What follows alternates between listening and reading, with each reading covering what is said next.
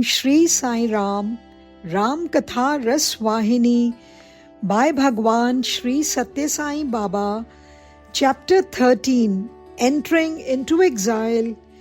Thousands had gathered into the quadrangle of the palace. Their grief was immeasurable. Meanwhile, the minister went in and aroused the emperor, who had fallen unconscious on the floor. He made him sit up and placed him in position. He communicated to him the news that Sita, Rama and Lakshmana had come to have audience with him. Rama had already stood near his father, speaking words of soothing love. When Dashratha saw Sita and Lakshmana, his grief knew no bounds. He embraced Rama closely and fell on the floor. Anguish choked his throat.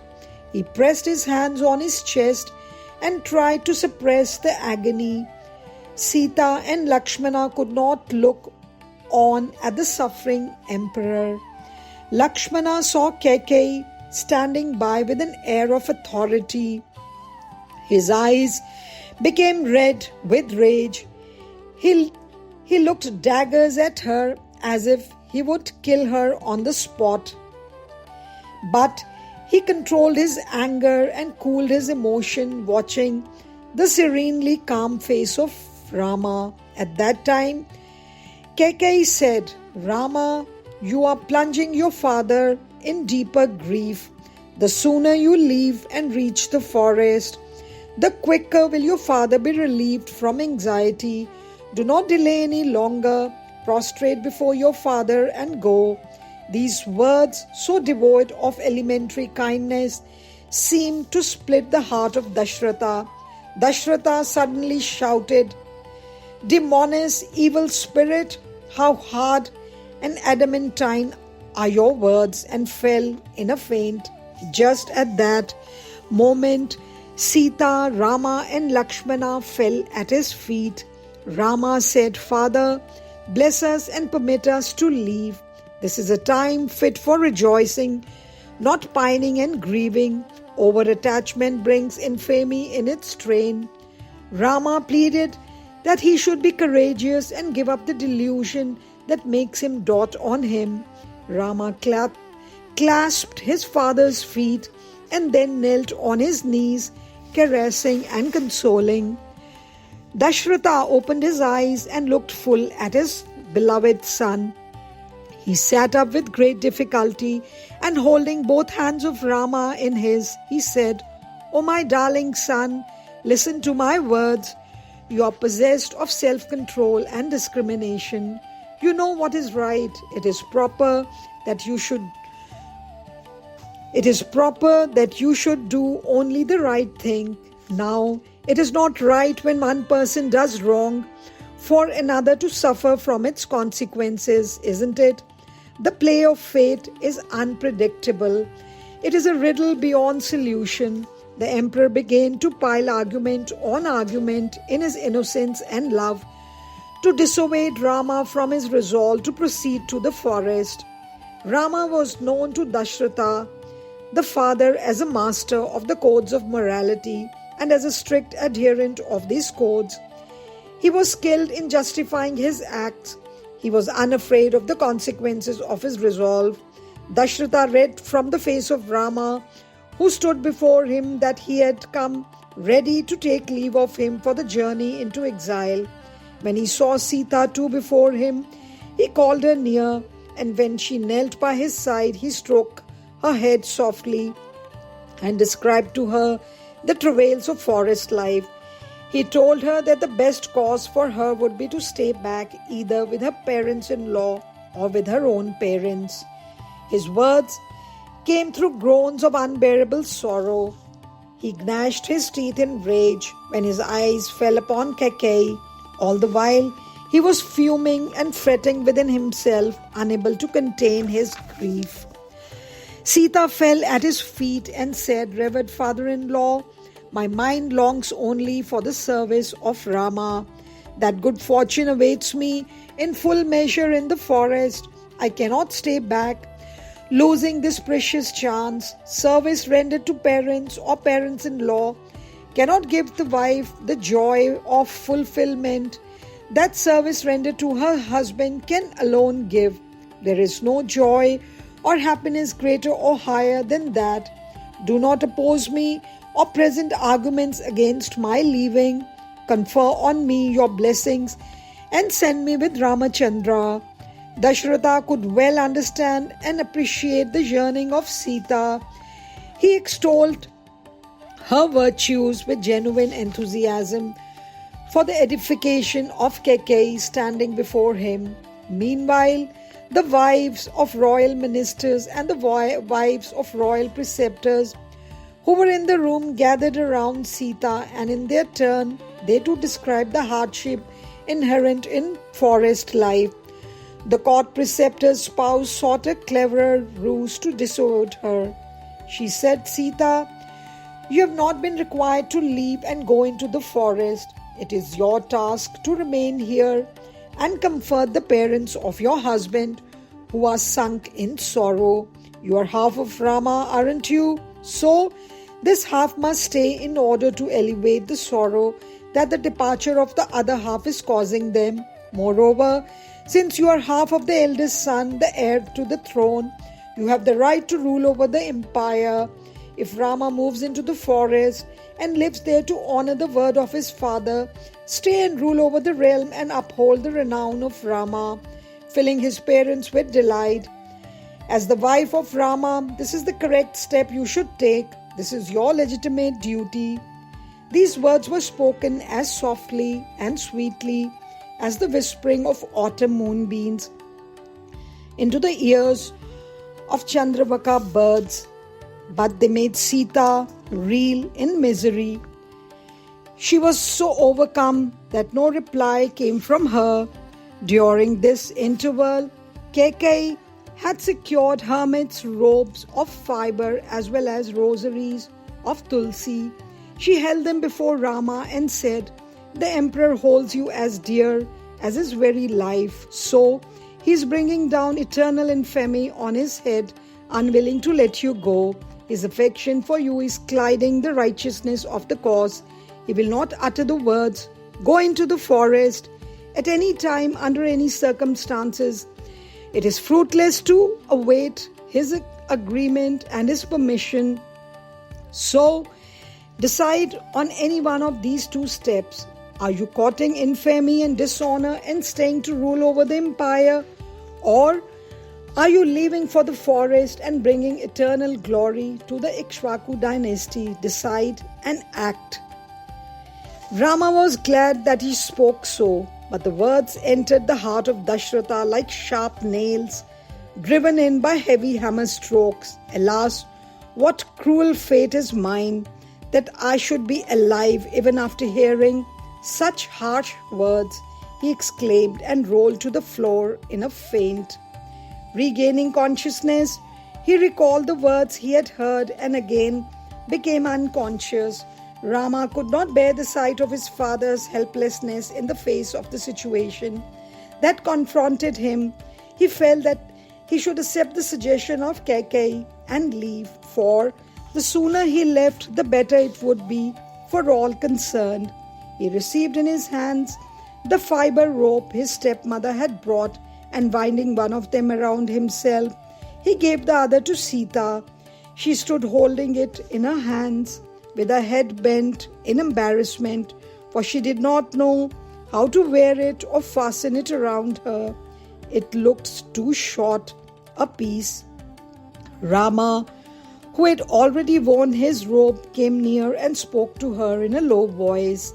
She was ashamed to confess that she did not know how to wear the fiber garment, which hermit women draped around themselves so elegantly.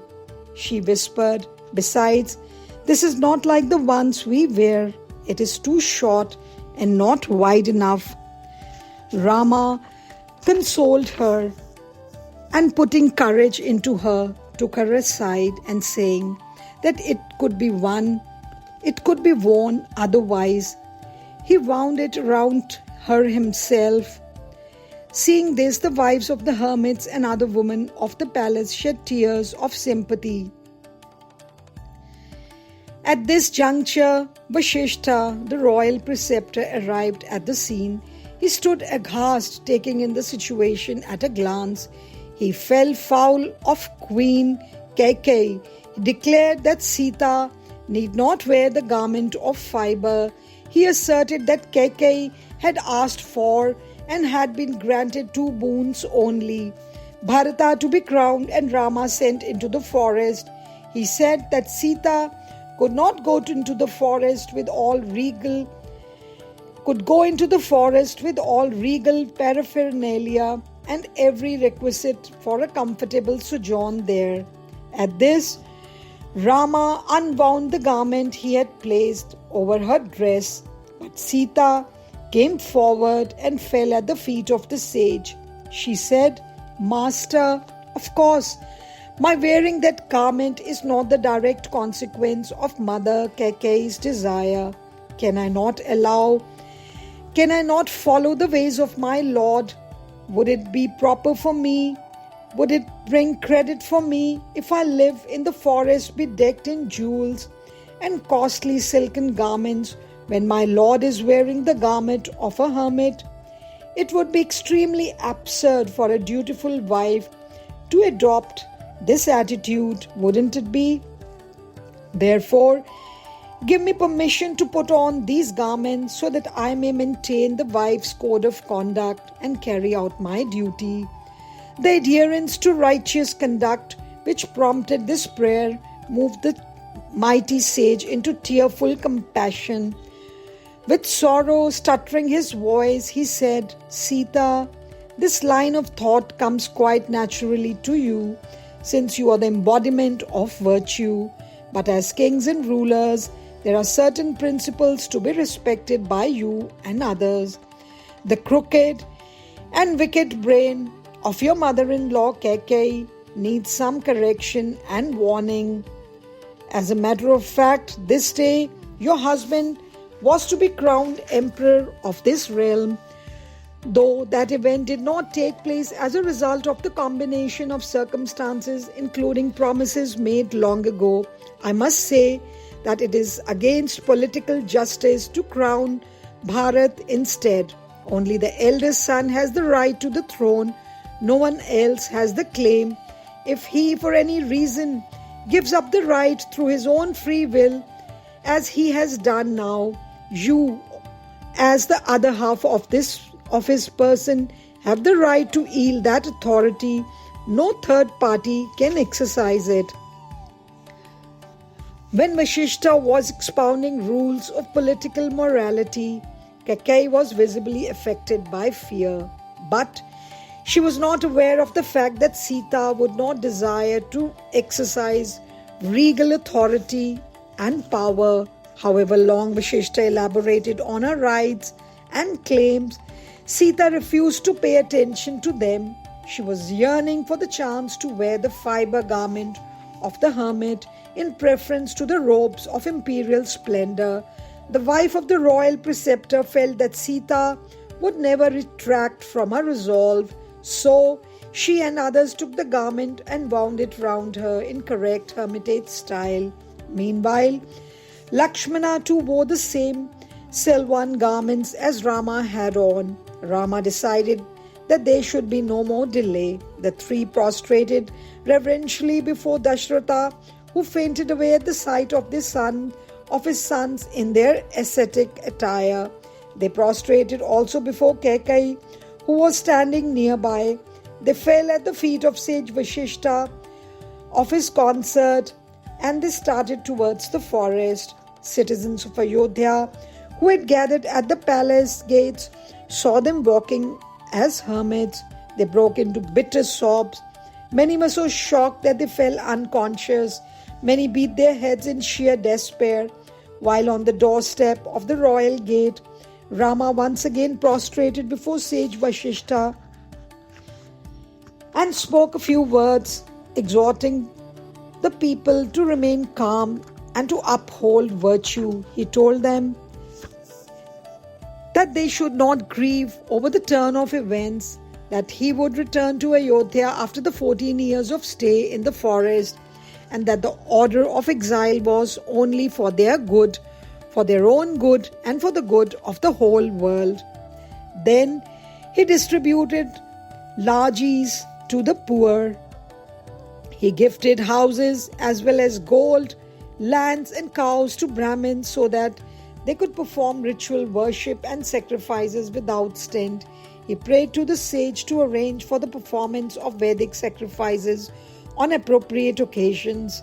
He stood with folded palms before him and said, "Holy sage and preceptor, for these, the people, and for my parents, you are the real parents. Advise the king, admonish the king, that he may rule over the people as he would treat his own children." When the people heard this prayer repeated on their behalf, they became sad, heartbroken. Some of them beat their breasts, cursing themselves for losing the fortune of being ruled by such a prince. Some inflicted injuries on their own heads, some rolled on the ground and wailed aloud. Meanwhile, Rama turned again towards the mass of citizens and with palms folded, he spoke a few words to them. "My dear people, you are as dear to me as my very life. Our sovereign ruler has sent me to protect and foster the forest region. Do not entertain any animosity against him for this reason. Guard him and pray for him at all times. Adhere to his commands, make him happy, and be happy yourselves. Your love for me should not lead you to dislike the king. Never wish ill for him. Those only are dear to me who work for the happiness of the king after I leave for the forest. Those are the people who are really devoted to me, who do what I really like. Fulfill this desire of mine, honor these words of mine, make me happy. My dear people, being separated from me, my mother, Queen Kaushalya, will naturally be immersed in grief. Every mother in a similar situation will have unbearable agony, but I plead with you, since you are intelligent and full of sympathy, do your best to elevate her sorrow and comfort her." Then he called Minister Sumantra near and said, "O Sumantra, proceed now to father, advise him and quieten him. That is the task on which you have to busy yourself." Sumantra was overcome with grief. He stood silent with tears streaming down his cheeks. He could not restrain his sorrow. He sobbed and wept aloud. Other ministers who were standing around him, as well as the aides in attendance, attempted to bring him round into a state of calmness and courage, but they were too sad to stand there. So they went into the palace, and in accordance with the directive given by Rama, the entire city was sunk deep in a vast sea of sorrow. Meanwhile, Dashratha recovered from his faint and became conscious of what had happened. He lamented, "Rama, Rama," and tried to raise himself up, but heavy with grief, he fell on the floor again. When he rose, he tried to walk, but could not. He moved falteringly around. At that moment, Sumantra entered the room and endeavored to hold him and console him, but with huge outbursts of anguish surging in him, how could he convey consolation to his master? However, he remembered Rama's order to that effect, and so he dutifully swallowed the sorrow that was overwhelming his heart and sat by the side of the emperor with tears still flowing in